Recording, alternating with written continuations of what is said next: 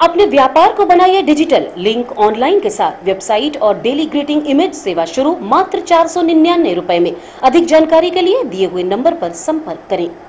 नमस्कार, रीवा 24 न्यूज में आपका स्वागत। मैं हूं रेडी। आइए देखते हैं क्या है आज की प्रमुख खबरें। धूमधाम से निकाली गई भगवान जगन्नाथ की यात्रा। आज रात मानस भवन में करेंगे विश्राम, कल पहुंचेंगे लक्ष्मण बाग संस्थान। गोविंदगढ़ थाना क्षेत्र अंतर्गत दिन दहाड़े महिला की गला रेतकर की गई हत्या। मामला प्रेम प्रसंग का। शांतिपूर्ण ढंग से संपन्न हुआ दूसरे चरण का त्रिस्तरीय पंचायत चुनाव और नगर निगम द्वारा निकाली गई पॉलीथीन जागरूकता रैली। आज से पॉलीथीन के उपयोग पे रोक।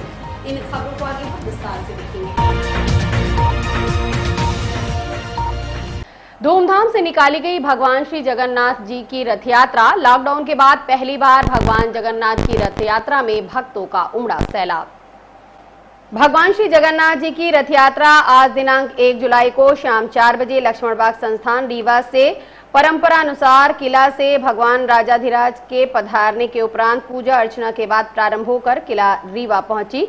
तत्पश्चात परंपरागत रास्ते से शहर भ्रमण करते हुए विभिन्न जगहों में स्वागत सत्कार पूजा अर्चना होते हुए मानस भवन रीवा में रात्रि विश्राम करेंगे। अगले दिन 2 जुलाई को शाम 4 बजे मानस भवन से भोग प्रसाद पूजन अर्चन उपरांत परंपरागत मार्ग से लक्ष्मण बाग संस्थान के लिए प्रस्थान करेंगे और रात्रि लक्ष्मण बाग पहुंचेंगे।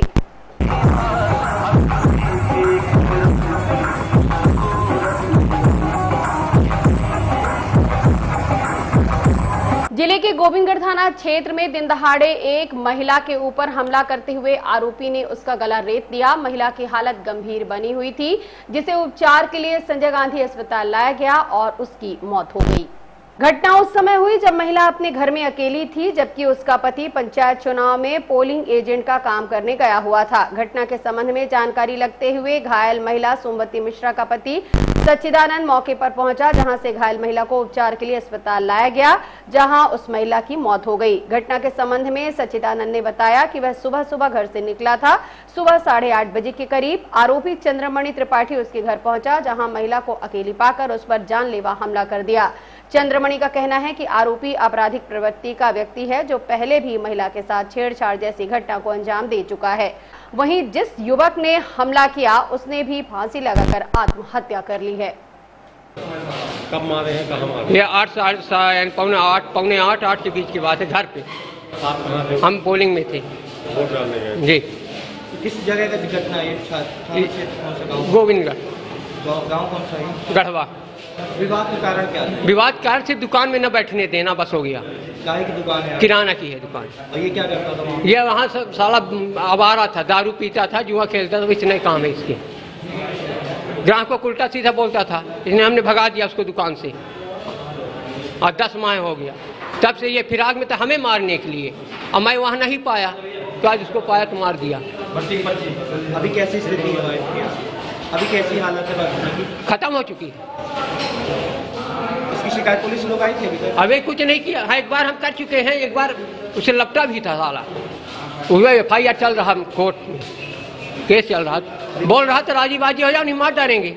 अभी फरार हो गया? फरार हो गया होगा, हम तो लेके भागे वहाँ से आए। तो मामला ये है, गोविंदगढ़ थाना क्षेत्र अंतर्गत एक महिला के साथ जो है चाकू मारकर उसकी हत्या कर दी गई है। और जिसने हत्या की है, अभी जानकारी ऐसी प्राप्त हुई है कि उसने भी सुसाइड अटैम्प्ट करके मर गया है।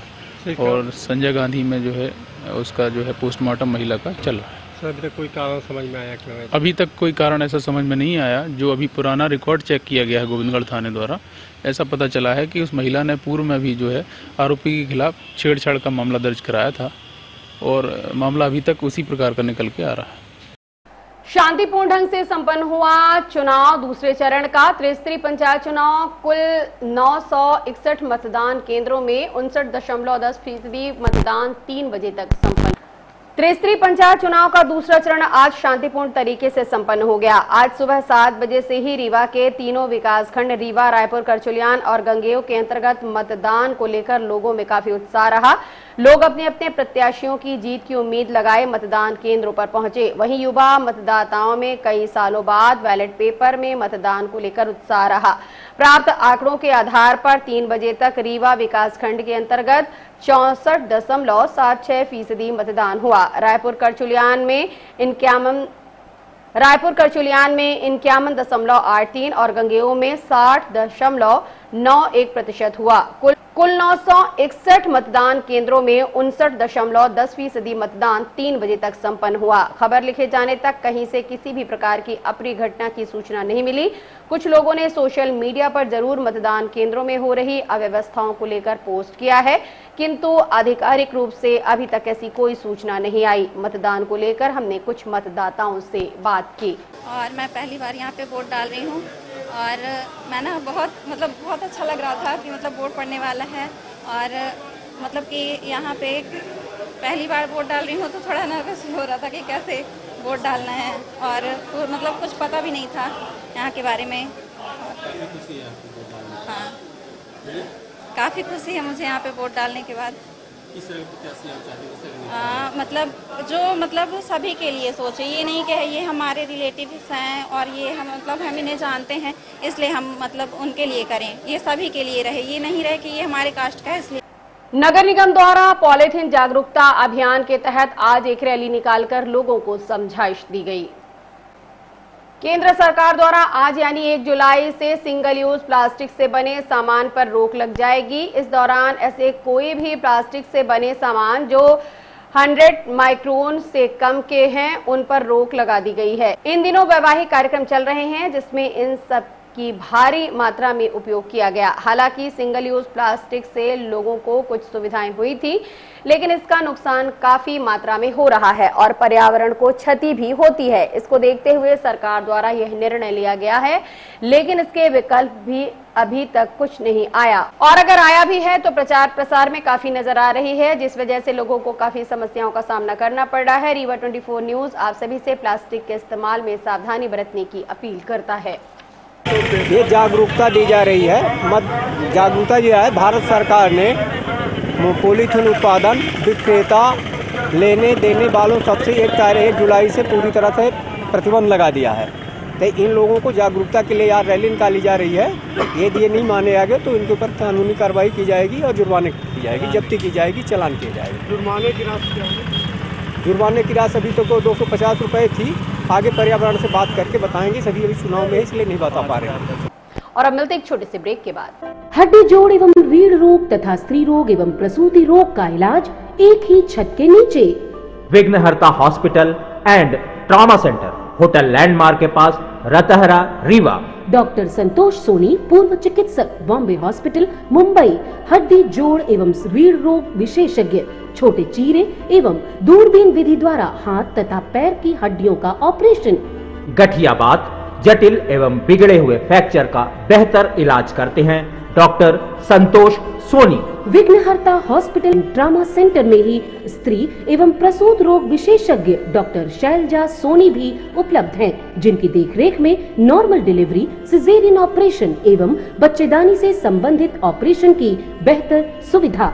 संतानहीन दंपत्ति तत्काल संपर्क करें। विघ्नहर्ता hospital and trauma centre, hotel landmark के पास, रतहरा, रीवा। सुविधाजनक एवं सफल इलाज हेतु आज ही संपर्क करें।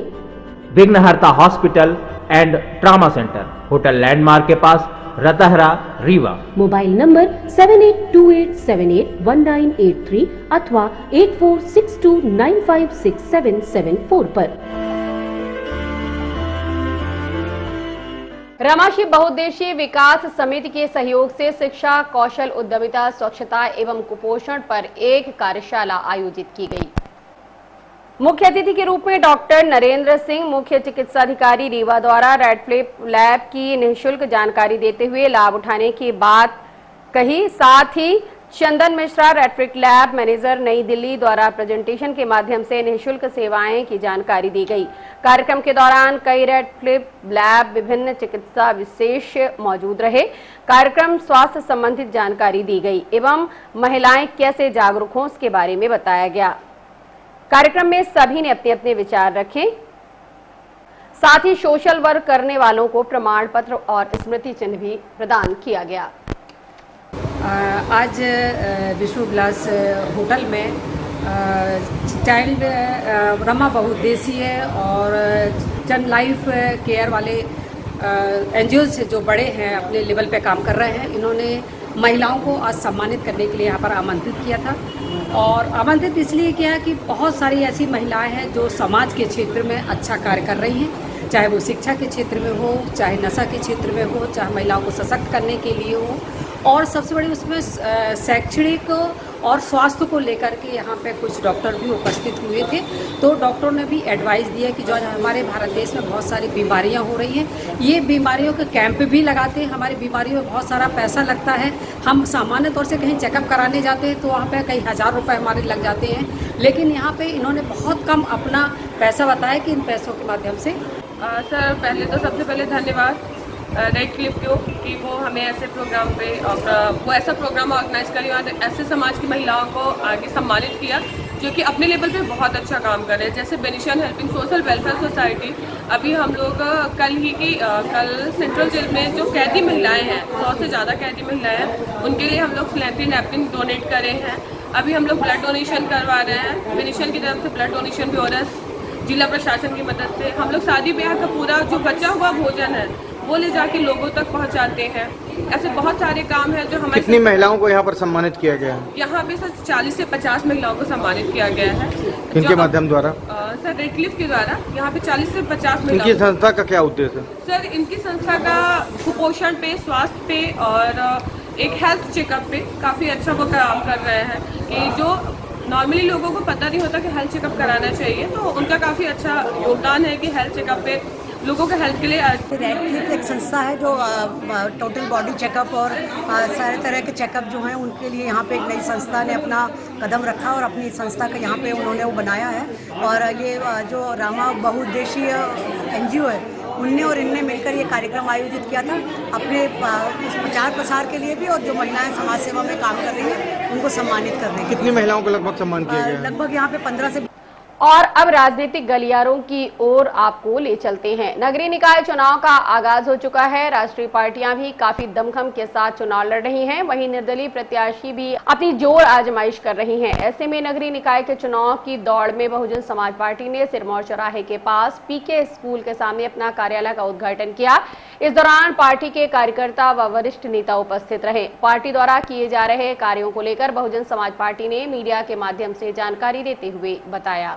बहुजन समाज पार्टी, हम लोग यहाँ पर महापौर का कैंडिडेट हमारे जयप्रकाश कुशवाहा जी आप लोगों को पहले से ही मालूम होगा, और हम लोग पूरे डोर टू डोर जनसंपर्क अपनी बात पहुँचा रहे हैं। और बहुजन समाज पार्टी जो यहाँ पर रीवा में जन मुद्दे हैं, चाहे वो सड़क का हो, चाहे वो नाली का हो, चाहे वो पानी का हो, वो आज तक पूरी तरह से असफल रहा है बीजेपी सरकार की। खाली उनका जो है भाषणबाजी और बस वही भर है। तो हम लोग, हमारा यदि महापौर बनता है, हम लोग पूरी ताकत से इस बार बहुजन समाज पार्टी रीवा के महापौर नगर निगम में परचम लहराएंगे और रीवा को, जनता को यह विश्वास दिलाते हैं कि हम लोग पूरे रीवा में स्वच्छ जल, स्वच्छ सड़कें, स्वच्छ नाली, ये हम लोगों का, और शिक्षा। और भारतीय जनता पार्टी नगर निगम में 20 साल से जो भ्रष्टाचार चल रहा है नाली के नाम पर, चाहे वो सीवर लाइन का हो, चाहे कोई भी मुद्दा हो, तो उस सबको हम लोग उजागर करेंगे और हमारा महापौर यहाँ से जीत के आएंगे। हम लोग पार्षद भी कई जीत के आ रहे हैं और पूरी ताकत से हमारा एक एक कार्यकर्ता बूथ तक हम लोग पूरी तैयारी में है। डोर टू डोर जनसंपर्क चल रहा है। अभी कल परसों से और तेजी आएगी, क्योंकि हम लोग नगर अभी ग्राम पंचायत के भी चुनाव में व्यस्त रहे, पूरी ताकत से वहाँ भी हम लोग लड़ रहे। जिले में सरकार भी बहुजन समाज पार्टी की बनने जा रही है।